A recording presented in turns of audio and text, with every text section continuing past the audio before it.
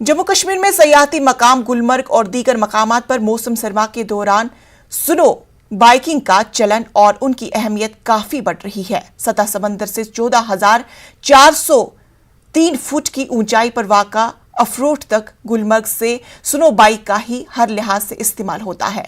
सयाहों की सैर तफरी और बर्फानी तूफान और दीगर हादसात से बचने के लिए ये मोटरसाइकिल काफी कारआमद माना जाता है।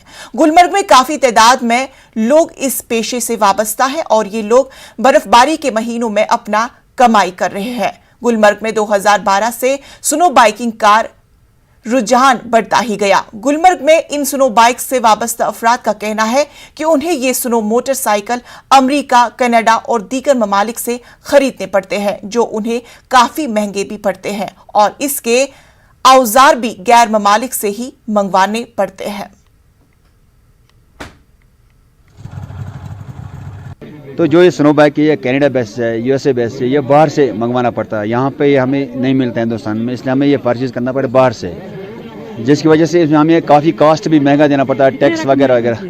बाइक है ये यूएसए बेस्ड है, जो सारी बाइक है 16 लाख की बाइक है। इसमें जो में पार्ट्स है वो बहुत कॉस्टली होते हैं, लेकिन कोई पार्ट ख़राब हो जाता है तो यहाँ पे है लोकल मिस्त्री एक, उसके पास हम जाते हैं, वो भी कोई डेट देता है 4 डे 5 डे 6 डे या 10 डे 15 डे, उसके लिए हमें वेट करना पड़ता है। आपको पता है सर ये सीजनल बेस्ड रहता है। हम चाहते हैं कि गुलमर्ग में इसका एक वर्कशॉप हो जाए जिसके लिए हमें ज़्यादा वेट ना करना पड़े।